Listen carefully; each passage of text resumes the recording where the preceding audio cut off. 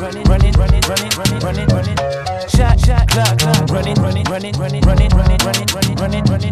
Shot clock, running.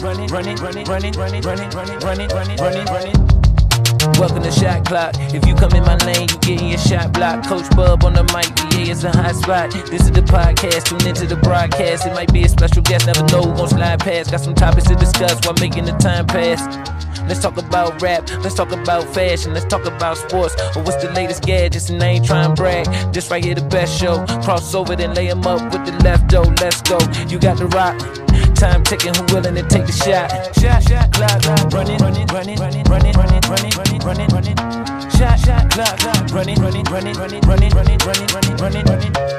Shot clock, running.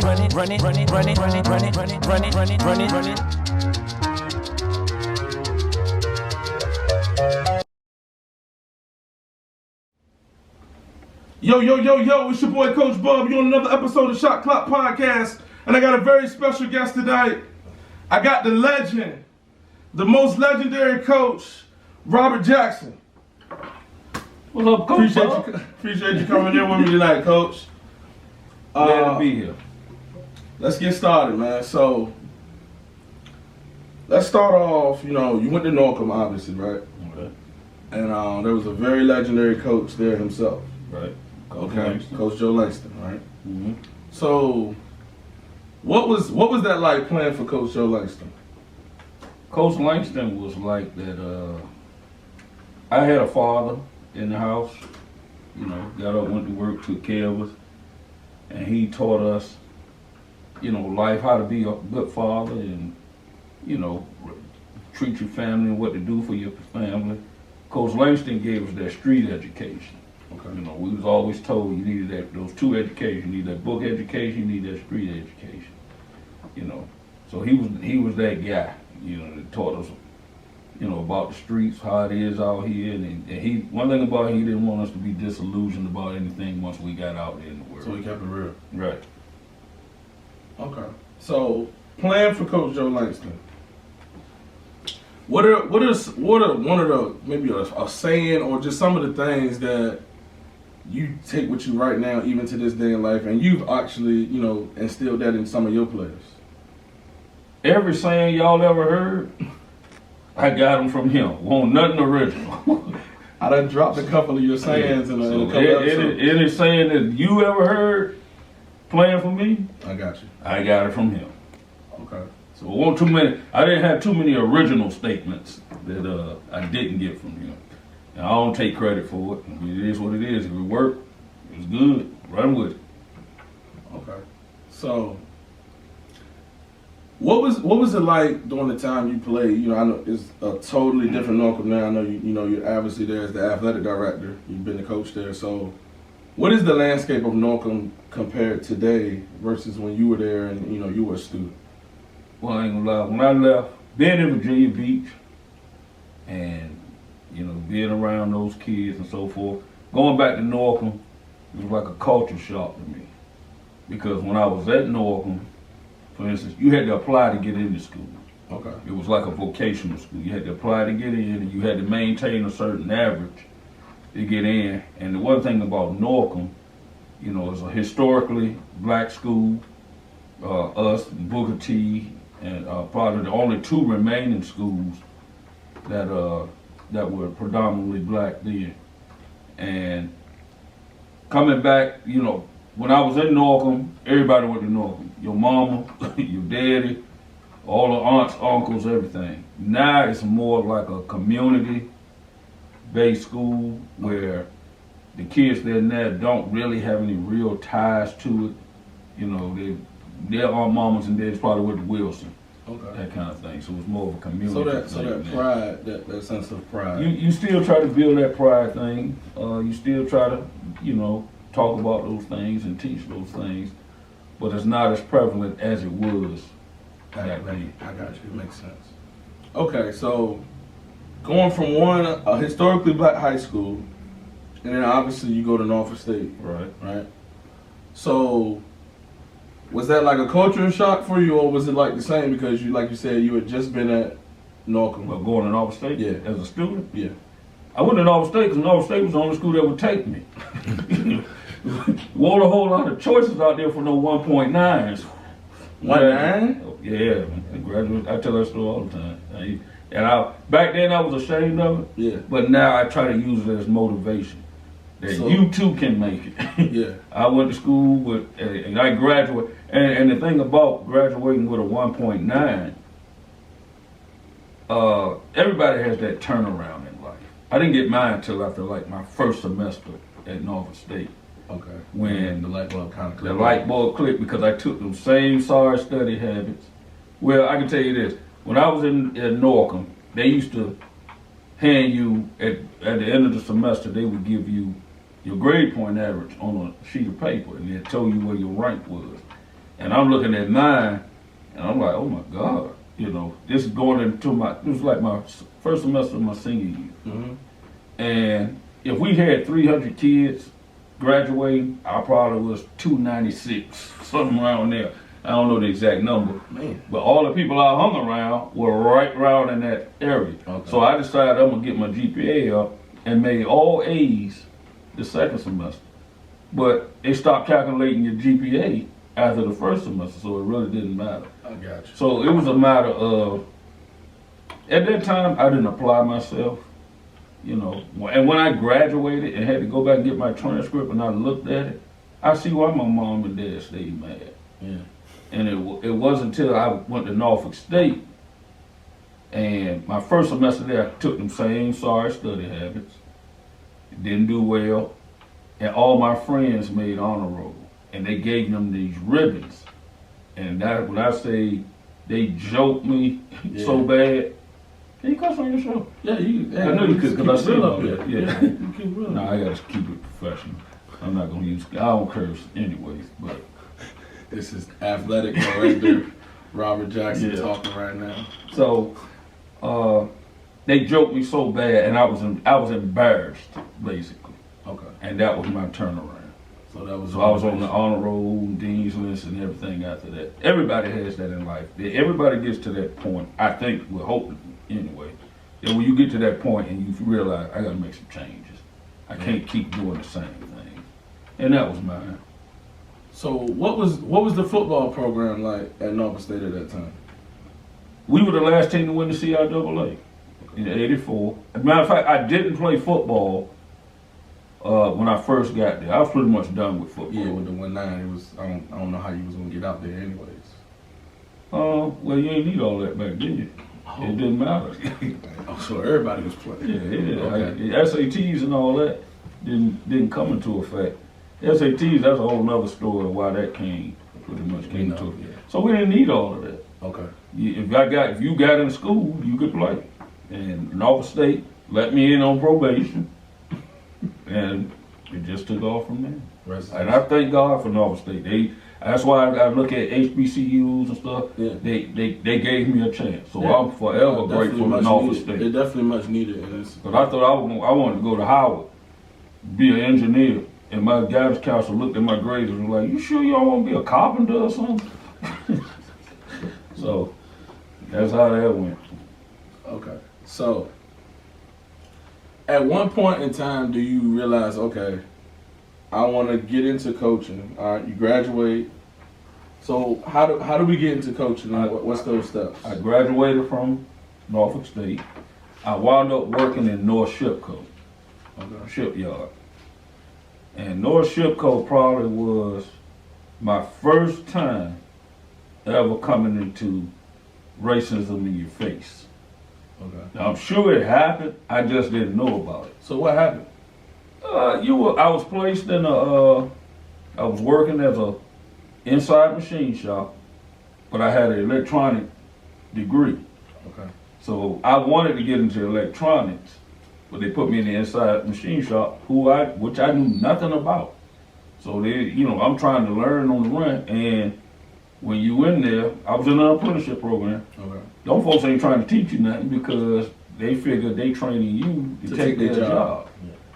So I did that, and next thing I know, I'm working on the bottom of ships, and I'm sitting there thinking, I didn't go to school for this. Yeah. Chipping paint, tripping rust off the bottom of ships and all that. And it just so happened, I was on vacation. North Chicago was the first job I was physically sick knowing I had to go in the next day. Got you. So I was on vacation, and my little brother, and my nephew played for North. So I said, I'm going to take them to practice and watch practice. Okay. So I took them to practice, and it's funny how fate worked. I took them to practice, and I'm standing there watching, and Coach Langston said, you know, what are you doing? I said, well, I'm on vacation, whatever. He said, why don't you come out here and help us out? And I went out there and fell in love with it. And that's what I think. Really, that's really how you started coaching? That's how I started coaching. He told me come out there while I was on vacation. And I fell in love with it, and that's when I realized I finally found what I want to do. Okay. All right, so now you feel like, all right, what we like to always ask the guy, you know, what's your why? All right, so you found your why now, like, you want to be a head football coach. Or, you know, Once I didn't want to be a head coach, okay. But I never saw myself as a head coach back then. All right. You know, it was just something I wanted to do. So now it grew into, okay, if I'm going to be around these kids, I might as well get paid for it. So I saw it as an avenue out of the shipyard. Okay. So that's when I went back to school, back in Norfolk State, And got to teach. and they would say, what you want to teach? I wanted to be a math teacher. But the hours I took in technology, they said, well, they wouldn't accept those hours. I had to go back and do math. I said, well, no, give me something else. What's the quickest way in? They said, special ed. I said, sign me up. And that's how I became a special ed teacher. And not even knowing that the special ed was going to shape you into where you need, because, you know, being a coach. The special ed, my plan was go in special ed for a couple of years, get out of it, go teach math, get your hours for math. Okay. But 30 years later, I was still doing special ed. So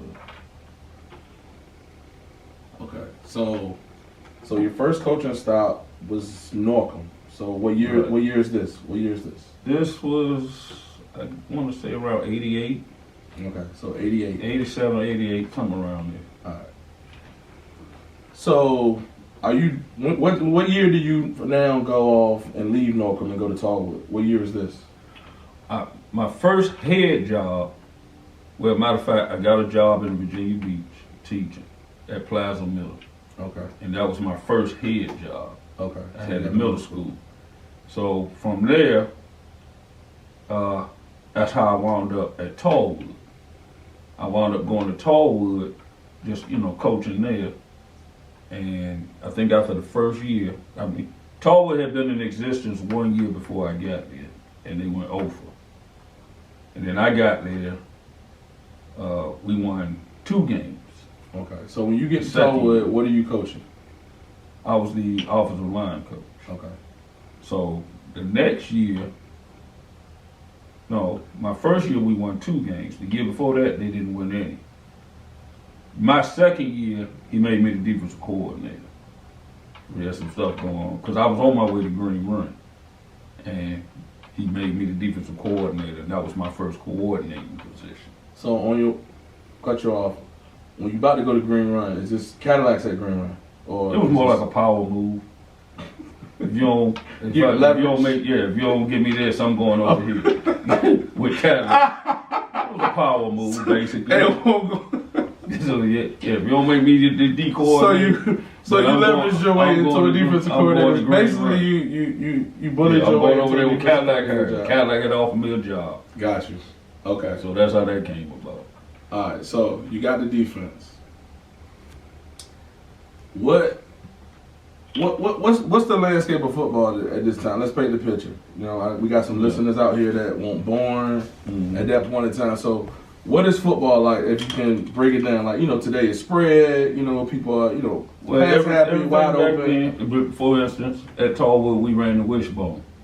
Okay, so you know, and that's what he knew, and that's what he was gonna do. We very rarely threw. He saw passing as, you know, I used to look. He would put pass patterns on the board and be like, "These 2 guys are decoys," and I'm like, "Decoys."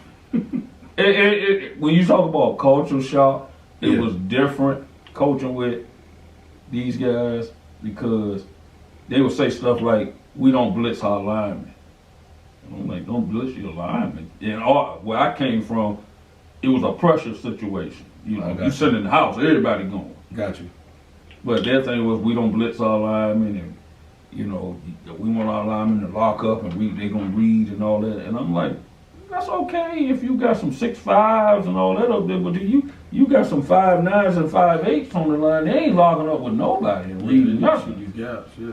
And they really want a realistic approach to what I thought coaching. You know, you look at what they say at Penn State, and then you go back, you take that back, and you try to apply it to what you have. It's not going to work. And that's one thing Coach Langston used to always say. When we went to clinics, his thing was always, take what's feasible, because you got to keep in mind, when he talking about teaching a guy, he talked in Penn State. I went to a Penn State game, was standing on the sideline, they were playing Ohio State, and a 6'6" guy hurt, and they sent in another 6'6", and I'm like, Yeah, we ain't got a 6'6" in the building.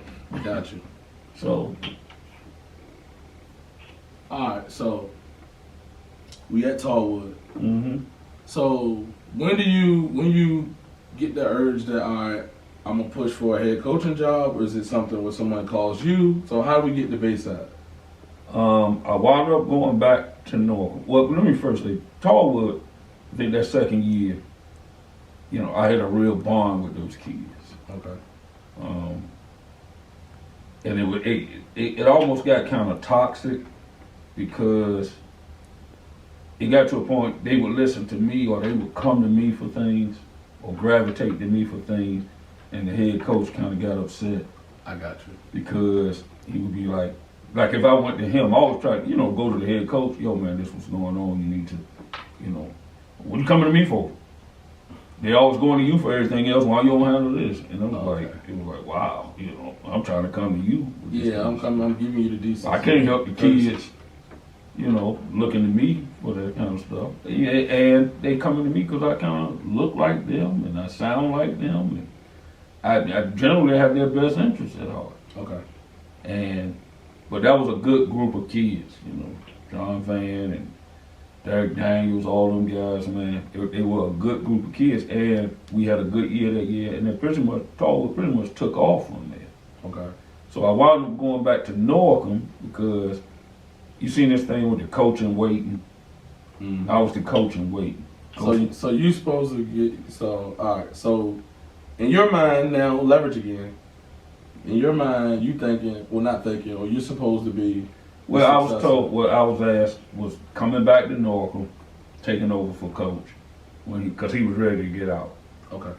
But he really wasn't ready to get out. So he was kind of like you. He was leveraging. He was.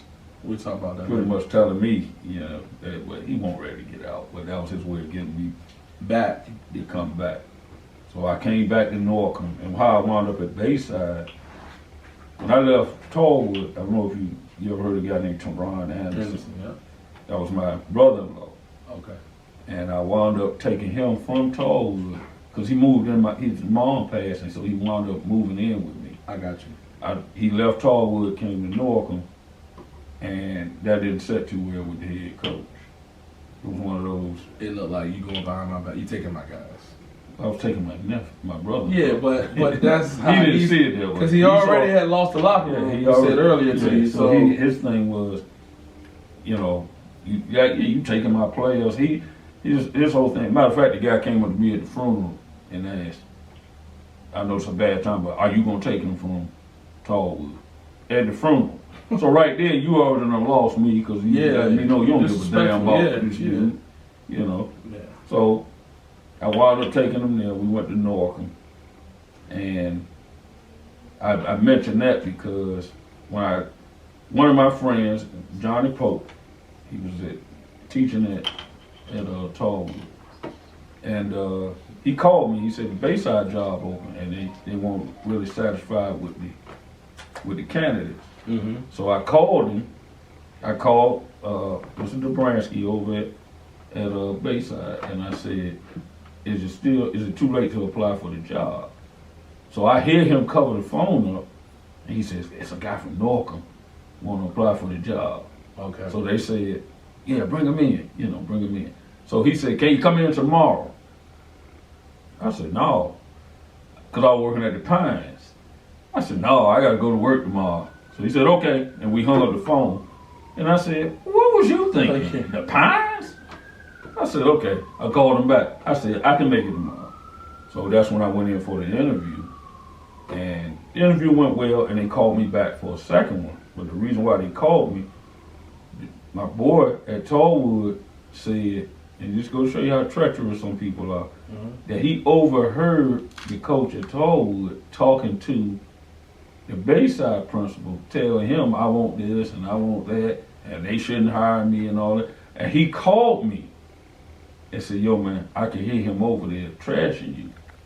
So they called me in at Bayside and asked me all these questions. Well, what happened with this and what happened with that?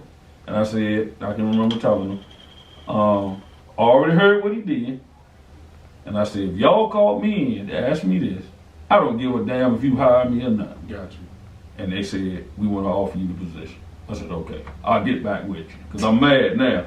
I'm mad because I'm mad. Oh, you trying to play leverage game again? Yeah. No, I got mad because you said he's going to ask me about because what he said. So I said, no, don't worry about it. I'll get back to you. I called him back the next day and said, I'm coming, but still. Yeah. I ain't want to give him the satisfaction of accepting the position right then. You petty, man.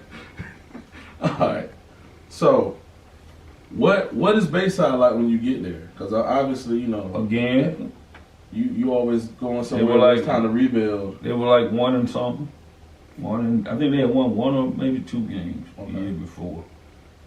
And I looked at Bayside as Bayside being the Norcom of the beach, where there was a lot of talent there, and it was just a matter of coming in and changing some attitudes. And granted, this is my first year as a head coach.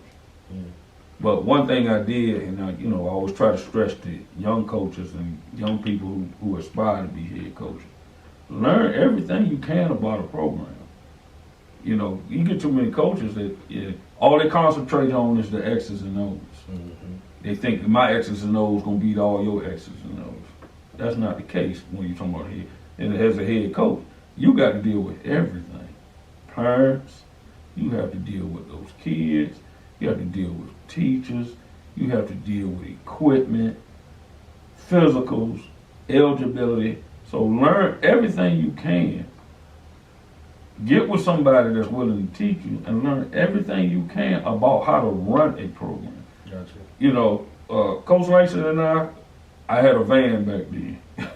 And we used to go to the liquor store, get us some Crown, and sit there and drink a fifth of liquor. And all he did was talk about, we never taught X's and O's. All he talked about was how to treat kids.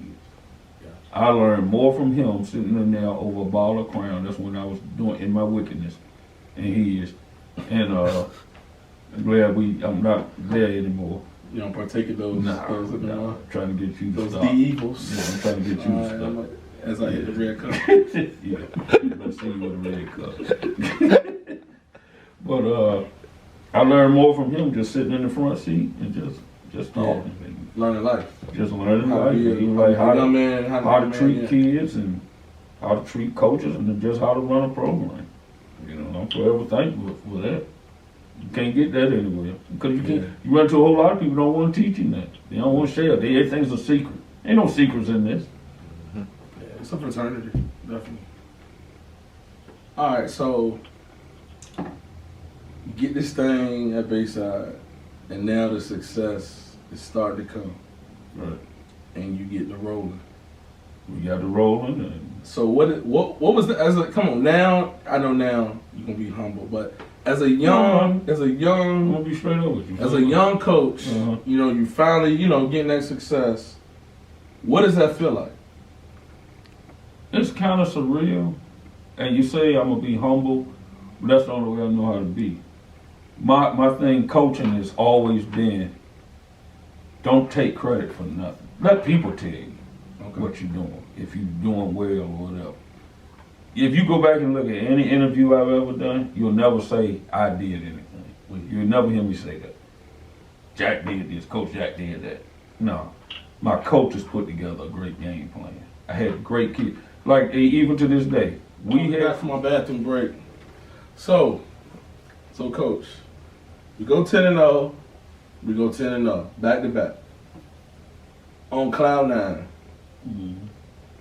But that last game that you were at Bayside, you ran into a pretty good Deep Creek team. Virginia Tech. That was Virginia Tech. Yeah. So All them jokers went to Virginia. yeah, they were. Tap was on that team too, right? Tap, D Hall, all of them. Hyman. Yeah, so we ran to Virginia They were Tech. tough. All right, so you lose that game. How does now the transition go where you getting ready to go to Lansdowne? What transpires? Well, When you actually, say- I got a call just before that season ended. They were about to open Lansdowne, and I got a call saying, would I be interested in coming to Lansdowne, opening that program? But I was supposed to keep it hush, okay, so I didn't say anything. but you already knew. But You knew at whatever happened. So if y'all had won the state championship, To be honest with you, you tell those because a lot of those folks are already deceased now that had anything to do with it.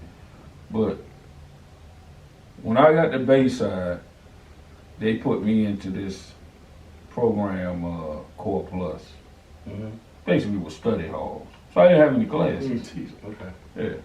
So, but the director from the principal was get my football program right. Because, I mean, Bayside had some issues when I first got there. I mean, you had Bayside Arms Lake Hill with folks running up in the cafeteria, they had riots, all kinds of stuff.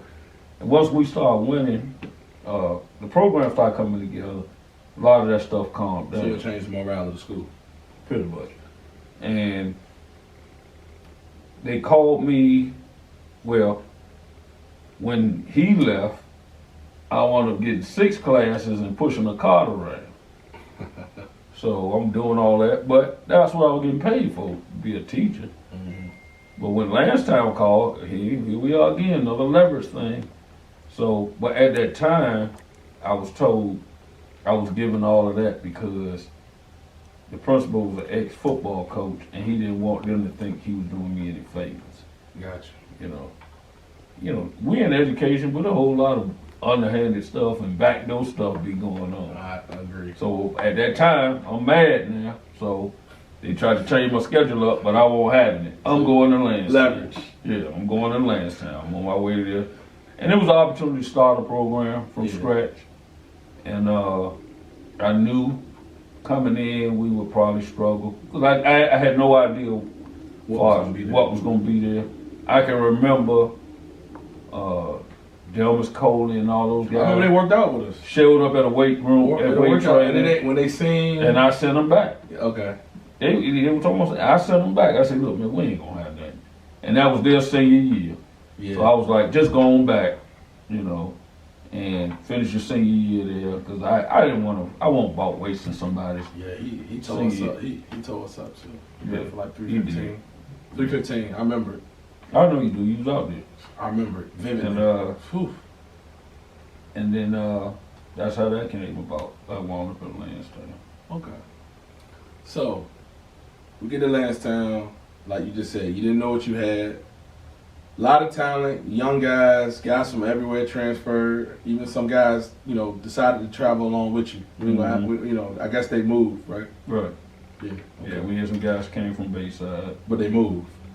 Yeah, Okay. they moved. They weren't living in Bayside zone. We did things the right The way. right way. Right. Okay. No, So we ain't that's had none of what- that living on this side of town and playing for this. Hey man, that's what I'm talking about. Because now I got accused of, I don't know if these guys named Roy Norfleet and all them. When I left Bayside, they wound up playing for Western Branch. Okay. So I got accused of bringing these people from Chesapeake, that I physically went and picked them up from Chesapeake and brought them to Bayside. And that wasn't the case. So, Okay. yeah, they were legit. So at Lansdowne, it's not as successful as we would like. 4-6, 5-5. Then another phone call comes. How does this work again? When you decide that you're going back to your alma mater. No, I went to Norfolk State. That's what I'm saying, Norfolk State. Yeah, okay. I thought you were talking about Norfolk. No, I'm talking about Norfolk State. That was crazy. my boy who I went to school with, Willie Gillis, got the job at Norfolk State. He calls me. He showed up at the house. At that time, he didn't have the job, and he came over, and all the indications were he was gonna get the job. Okay. So he was like, "You interested in coming?" And I'm like, I don't know about that, because I knew we had like 21 starters coming back for Lance on that team. It was like 21 starters coming back. So I'm like, I don't know about that. Plus, I wasn't sure about going to coach college. So I'm sitting home, I had strep throat, and I'm sitting home, and I got a call from Tom Anderson, Coach Anderson. Yo, man, what's going on? I said, what are you talking about? He said, look at the news. So I look at the neus, and they said, Willis Gillis has been hired as Norfolk State coach, and his first hire is Robert Jackson. So I'm sitting there like, oh my God, I ain't talked to nobody. You don't do no stuff like that. I ain't had a chance to come to y'all and say, look, man. Yeah, because that's how, I ain't lie, that's how we looked. We was like, damn, like. No, I didn't even know. Okay. I had no idea. I found out when I saw it on the news. Damn. And then when I went to school, because I had strep throat. So now it looks like It looked like you've been. It looked like I done took off. Yeah. Well, I'm making deals and stuff and they ain't saying that. And that wasn't even the case. Damn. The first time you heard that He story, leveraged you. He leveraged me. So I go and talk, what was the principal's name, man? And last time? Yeah. Fassad? That was Fassad. Yeah, I go to talk to Fassad and I tell him, Mr. Doctor, I ain't agreed to nothing. And I don't even know why he put it out there. Yeah. But then I said, he was like, well, what you gonna do? I said, well, I'm gonna look at it. I'm gonna see what the contract, and all that kind of stuff.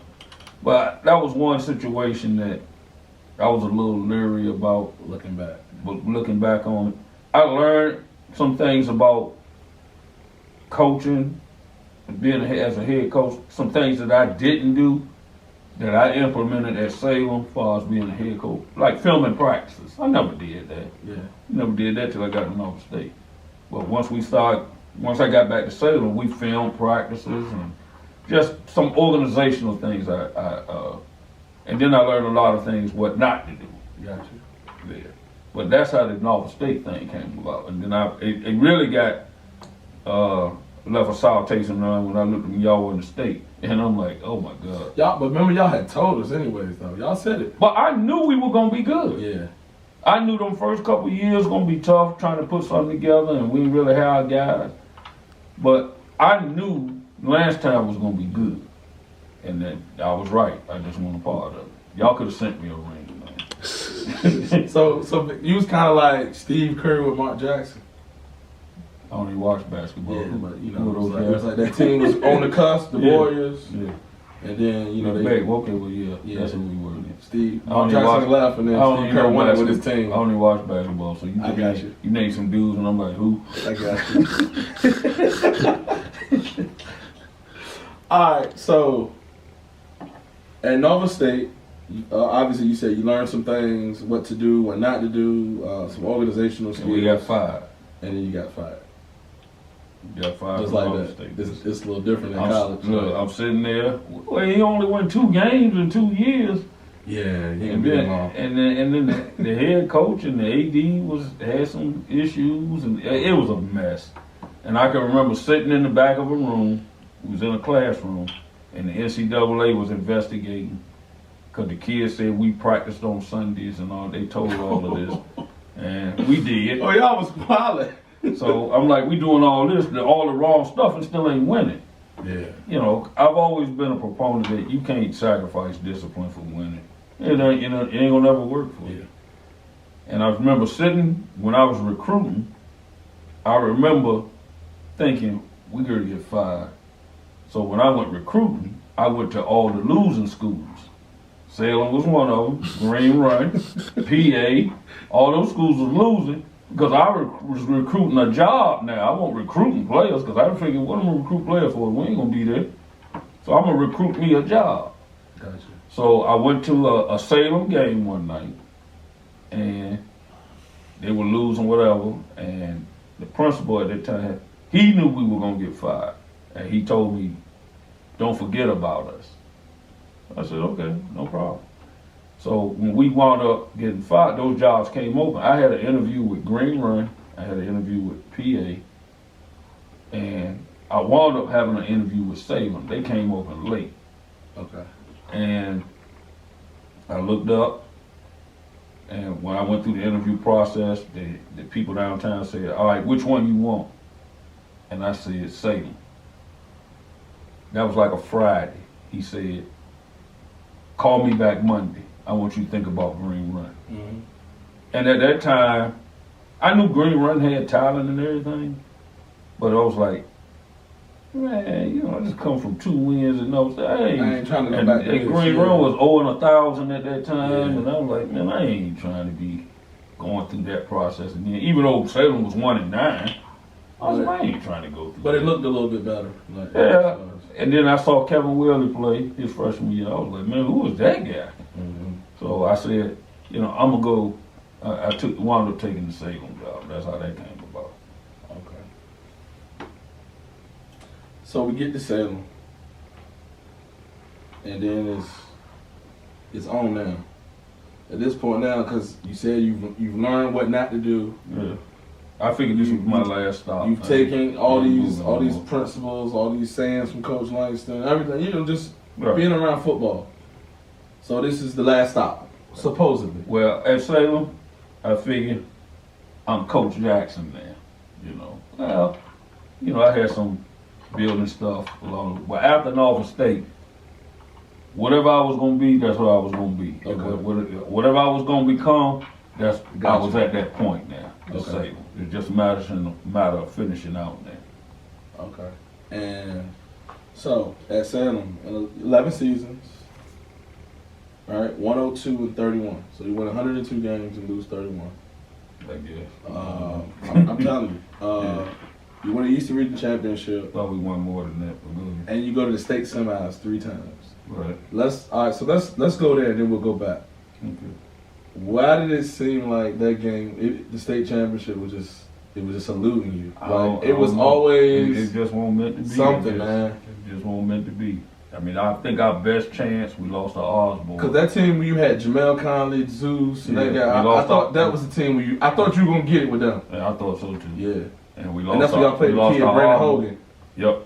We lost to them on some last second Yeah, yeah. stuff, and well, I mean, a whole lot happened. Yeah, of And course, we, yeah. We had some key guys get hurt, and that Hogan boy, he could play. Nah, he was a dog. I was at the game. Yeah, he could was a play. dog.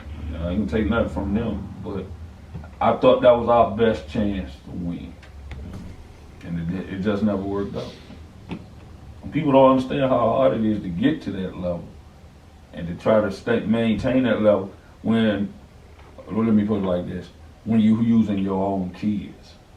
Now, if I'm getting kids From in everywhere, from yeah. everywhere, then I can stay on that level. Got you. But when you try having to develop your kids from freshman on up to that point, Mm-hmm. that's tough. Let's go to it's one thing I remember. That game when y'all were playing Smith at the Norfolk State, and y'all were losing. I think y'all were losing. Y'all went to halftime. It was 7-9 And y'all- that year we and won. y'all came out, and I just remember Zeus taking the opening Taking kick the off. kick back. What happened in that locker room? Won't no fussing. I swear to you, I did not fuss not one time. I remember what I said. We gotta ask Zeus. No, all I say, I can it tell wasn't you. nothing like you did Sawyer. We ain't gonna go into No, it on the camera, no, but, we won't even- but it wasn't nothing like Sawyer. No. What's up, Sawyer, my dog? Not even close. Not even close. I don't even believe you brought that up. That's my man there. I know what you're talking about. Oh, I know you know what I'm talking about. I'm talking about that one and at PA. What I do at PA? You don't remember what y'all did at PA? You You and Platt. No, that'll lose me. Nah, I'm we- nah, getting we- old, man. My man still coach and you still the AD. We talk. But diabetes kicking in, man. I don't remember all that. Okay, diabetes. At PA? Yeah. Oh, no. Mm-mm. Not me. Platt? Yeah, not me. Okay. I don't I'm like the dope boy. You ain't gonna find my fingerprints on the Hey, dope. hey, you got it, baby. You might find them assistant coaches' fingerprints on it. You ain't gonna find mine on it.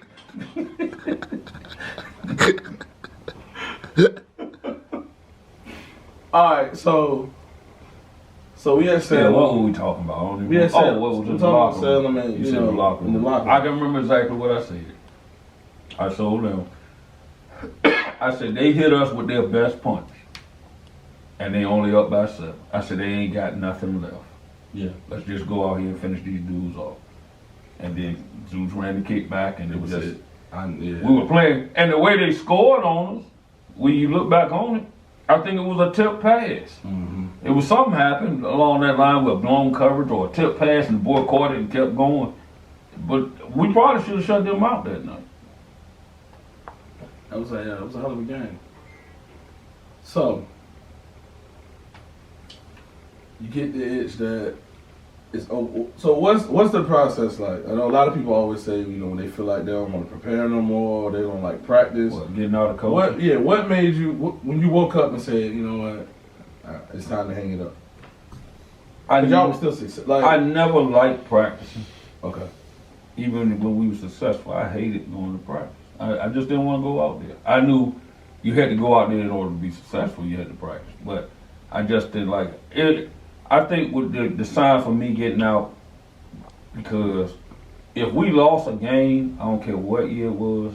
If we lost a game, it felt like it took some time off my life, and that's how serious I took it. If we lost, I would go in the room, cut the lights off, pull the covers over my head. I couldn't watch college football. I couldn't look at the film. It was just that process where I had to get myself together. My family, they ain't mess with me, no nothing.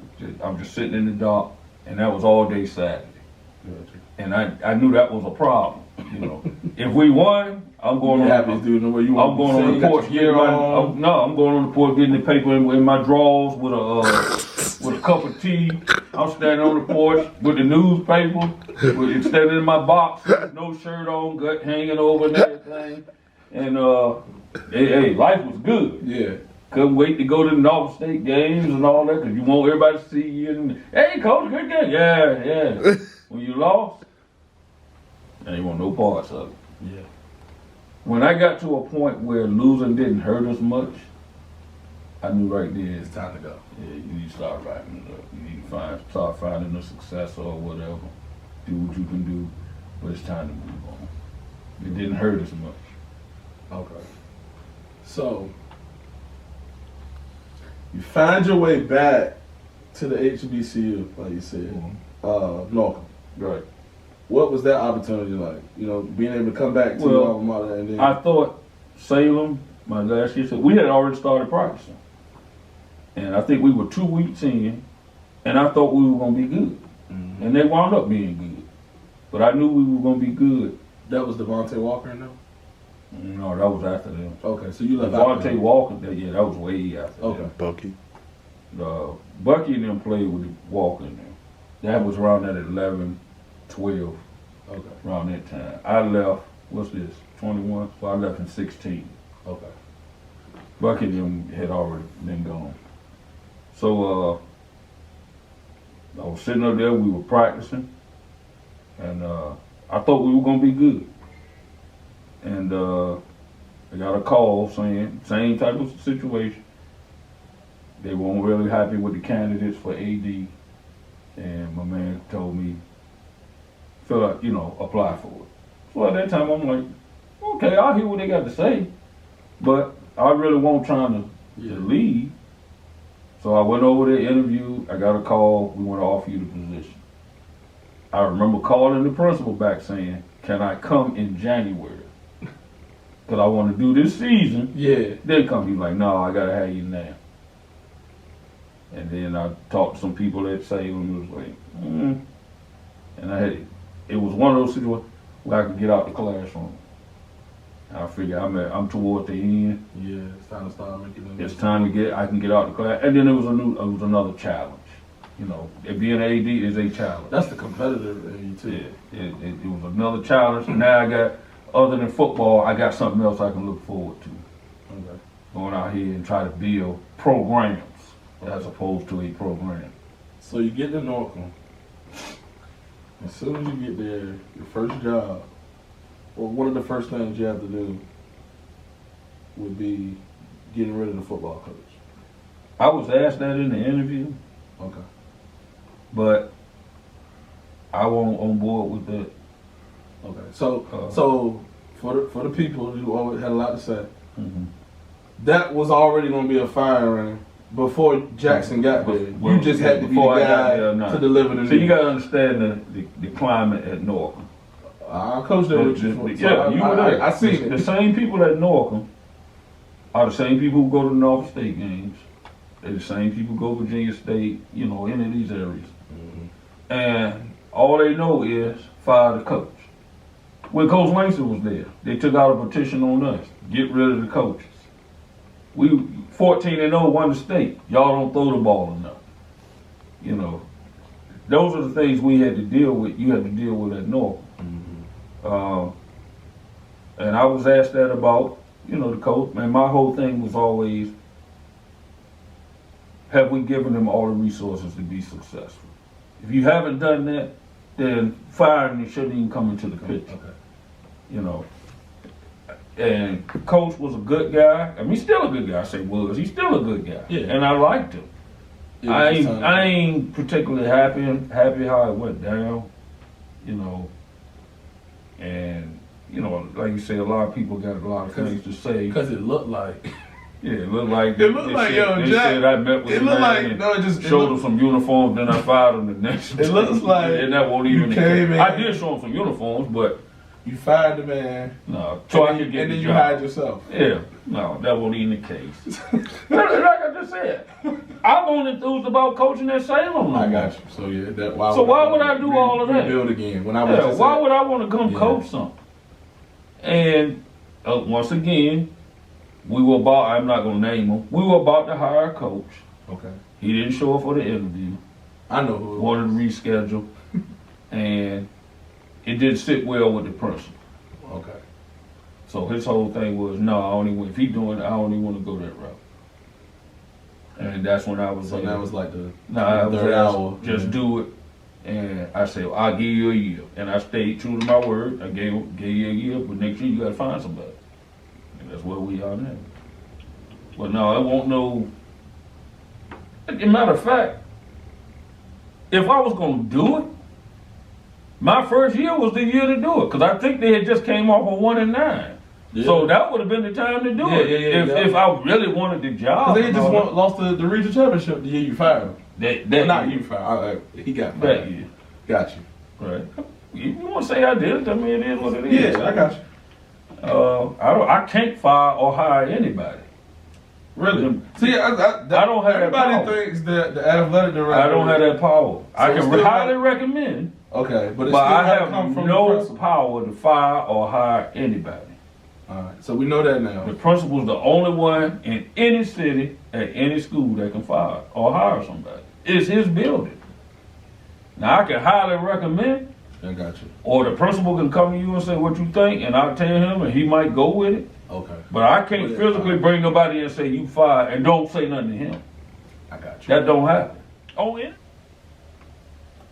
All right, so coach, these last few minutes how I love fun. Okay. I got one story I want to talk about, and then I'm gonna ask you a couple questions. You remember that last time we was at practice, and two dudes got to rumbling, Winslow. and he hit my man with the helmet. Who did that? It was Winslow and AJ. Oh, hey, okay. Go ahead. What about it? Nah, that joke was just funny, bro. Y'all just let the 30-second rule. yeah, y'all just let him rumble, man. My man got hit with the helmet. We had a 30-second rule. That if a fight broke out in practice, Yup. they had 30 seconds to Circle settle it. Yeah, to settle it. After And if 30 they still seconds, wanted more, you give him another 30, and then that was it. that was it. Yeah, I remember that. And then he hit the boy with the helmet. That was football though. Like Yeah. that it's we could never go back there because oh my god, lawsuits. But That was football. I remember man. that. Like, you know what I'm saying? Like, you got Y'all an issue with somebody, you got 30 seconds. Everybody start hollering. 30 seconds. 30 seconds. Everybody step back. Yep. Circle I up. remember that. But you know what I always said? If you go a whole year Without a fight. Yeah. without a fight, that make for a sorry team. You sorry. Yeah, you sorry. Because there's no way you can do all that hitting and everything and don't nobody get mad. Yeah. Yeah, I remember that. All right. What you trying to say? I was the reason why you got hit with it? No. Oh, okay. Now you play. You coach some great players, coach. Give me. I don't want to say a top 5. Let's just say, give me 5 guys that you've coached that just some nights you on the sideline and it would just make you be like, damn, like he did that. Well, I'm gonna go. I'll go school by school. My first job, Bayside. You know, I had Kenny Painter, Deion Rubottom, John White. It was a whole bunch of them. John McCoy, Raymond McCoy, Morris Webb. Well, I could say Morris Webb, but last time too. And I hate to leave anybody out. Roy Norfleet. You know, a lot of those guys jump out. Well, I mean, we had a whole lot more guys. You know, I'll stop at that. Lansdowne, you know, Percy was right at the top. And I didn't find out about Percy really till. He was young. Yeah. Yeah, and then that was just bad coaching. Yeah, you had him as a freshman because you had to play running back. Yeah, I put him at running back. I remember you saying that too. He played against Green Run and had like 120 some yards and like 4 or 5 touchdowns, and I'm looking like, but he had been at wide out. Yeah. And I'm like, man, what the hell what were we thinking? That was just bad coaching. But Percy, Devion, of course, you were okay. I mean, you weren't that guy, but you was okay. Sawyer was tough. TJ, Morris was there. I mean, it was a bunch of guys, man. Salem, I mean, top of my list right off, you know, Kevin Whaley was tough. Probably one of the best ones I coached. Glendale Gibson, another one. And you're just looking at Chimo Coley. He wound up going to Penn State. That guy. Root to the bros. Yeah, he was tough. That dude showed up at my house, man. We give you a feel-good story and why you do stuff. Yeah. He showed up at my house last week. Really? Found out where I live. Showed up at my house. I wasn't there, but he bought some gifts and said he was very appreciative and gave me a lot of credit for some of the things he's achieved in life. Man, he bought me this expensive watch, and I didn't get nothing from you. But he bought me some stuff, man. and you know, he was like, just saying, and I talked to him on the phone. He was like, Coach, I got to give you credit. It was a lot of things you said that I took with me. And, you know, this dude, lawyer now, a couple of degrees. He done started his own business. That's what you want to get in here. He done started his own business, you know, doing this likeness thing with colleges. You know, these guys can sell their likeness now. Yeah. So he left his job to start a business in that. Gonna be very lucrative. But he was tough, you know, LaSalle, tough. Then I moved, you know, then I got to the Devontae Walker and Bucky Hodges era. Man, all them dudes, it was just so many guys that came through, man. That was tough. But I think even more than that, a lot of those guys I named, a lot of guys I didn't name are doing well now. Working, got families, staying out of trouble. You know, they're doing, well, I say stay out of trouble because that's what you're supposed to do. Don't look at staying there. You don't get trophies for staying out of trouble. You're supposed to stay out of trouble. That's like somebody tell you, I ain't never been to jail. Well, you ain't supposed to. You know, there ain't no big feet. Don't go to jail. Yeah. But it's a lot of those guys, man. It's some of those guys I was worried about. I didn't know how they was gonna turn out. But I always used to pray, and I still do. And I used to tell my coaches, I don't want to be that guy, and I don't want that staff, anybody on this staff. I didn't never want to go out and say something or do something that y'all saw that would lead you guys astray. I did not want that hanging. I had one guy, and this what taught me a lesson about watching what you say. We used to have that saying, nice guys finish last. I was at Bayside, and I said that nice guys finish last. You can't be nice out here. Well, I had a kid that went to school and got to school, wanted to be the dope boy. Wound up going to jail. I saw him later on, years later after he got out. And I said, because he wasn't that kind of guy, I thought. I said, man, what happened? And he told me, you said nice guys finish last. Damn. And I said, I didn't mean that literally. I didn't mean for you to go out here and be, but it just taught me, you never know how these guys are taking they hearing what you say, and they never know how they're gonna take it. So I eliminated that from my conversation, you know. And I just felt like you need to watch what you say. Cause these kids, some of these kids, they internalize that stuff. And they really believe what you say. They buy it into what you say. And it carries them in life. So I was saying, you gotta be careful. And I'm telling the young coach out here, you gotta be real careful what you saying out here. And doing. You know, you can't let these kids see you all here just carrying on any kind of way. Cause they watch, our coaches are some of our greatest assets to our kids. You have bigger, you know, I was just talking, when Tom was telling me about, you know, the hurricanes and stuff. You have bigger audiences, coaching-wise, than most pastors have on Sunday. Yeah. Especially with males. You with the kids more than they with their parents. Yeah. These kids will come tell you something they would never tell their parents. Yeah. So, I mean, if you're going to be in coaching, please take it serious. You're affecting lives. You are affecting lives. And you can't be that guy out here. It can't be anything goes. And you can't, the worst thing you can probably do, you can't be, it's almost like mom and dad being their friend. You trying to be their friend first before you before you're their coach. They got enough friends. You asked me about sayings earlier. That one thing coach always used to tell me. He said, don't ever talk about a kid to another kid.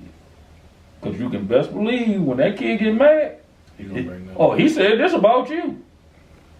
You know, he always used to say that. Don't ever talk. And he always used to say, don't ever let a kid walk off that field with the last thing he remembers that you cussed him out.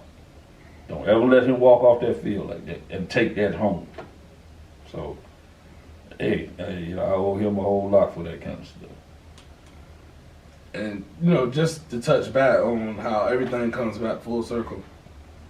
I leave, I go to college and everything. I'm getting ready to, you know, try to become a member of Megas High Five. And I reach back to Coach Jackson, and you helped me with a recommendation letter. I did? Yeah, you did. You probably don't know. Hey, I put myself on the line for that, for you. We're good. But just, you know, just to say how much, you know, I looked up and, you know, admired you in that way that, you know, I thought to, you know, go back to you and come for you to, you know, try to help me with something that I was trying to pursue. And well, you know what it goes to show you? Another lesson. Always trying to teach. It goes to show you that it would be, it does you well to treat people right. Yeah. You know, when you have an opportunity. Had you been some old jacked up kid, I wouldn't have wrote nothing for you. You screwed me. Yeah, I wouldn't have never wrote nothing for you. But it just go to show you how when you treat people right and do right by them, it always come back and winds up working out in your favor. If you out here just screwing people over, man, ain't nobody trying to help you. They hate to see you coming. They hate it. Don't be that guy. I always say I'm working on a big funeral. I want a big funeral because I figure anybody that came to my funeral, I want to feel like, I won't know it, but I want to feel like I touched their life in some kind of way. Yeah. They ain't just there being nosy. So I want to go through life working on a big funeral. Like that. Coach, I know you do. I appreciate you coming in, man. Sitting down. Can I ask you a question? What's up? What made you start this? And what's your goal? What are you trying to do? That's a good question. What made me start this was, you know, a lot of times you keep looking around and you see a lot of these media outlets or these, you know, recruiting services and sports stations. It's a lot of guys that never played. They don't really have a good grasp of the game. They don't really care about these people that they're interviewing, or they just want a story. And to me, it's more about just sitting here and having that conversation of things that we did in the locker room, things we saw, and everybody relates to that, especially somebody that played, even somebody that didn't play, because a lot of people want to be an athlete, but they couldn't be an athlete, so now they get to see, oh, that's what happens in the locker room, or that's what happens at practice, so that's why I did that. Well, I used to tell y'all. And the end goal is sky's the limit. Yeah. I used to tell y'all, if it was easy, everybody would do it. Mm-hmm. You know, football, if you chose football, football ain't choose you. Facts. And if it was easy, everybody, we got 40 people, it would be 400 people if it was easy. That's why I'm glad it's not easy. Yeah. And like I said, I owe any kid that ever played for me, I feel like I owed them something. Because they didn't have to come out there. Mm-hmm. You know, like I said, I ain't taking no credit for nothing. But Bayside, where we had success, it was those kids. I ain't make no tackles. I ain't score no touchdowns. I took the picture. But it's those kids. Yeah. It was those coaches I had. You know, Lansdowne. I mean, we didn't have as much success, but we was in a building and it wound up being successful. But it was those kids who wanted and came out and worked hard to get what you guys got. See, you got a nice ring, y'all ain't seen me up there. You should have sent me. Appreciate you. I'm talking to my people at Johnson for you. I got you, man. Yeah, send me a ring so I can put it on the camera. I got you, man. Okay. Shot clock.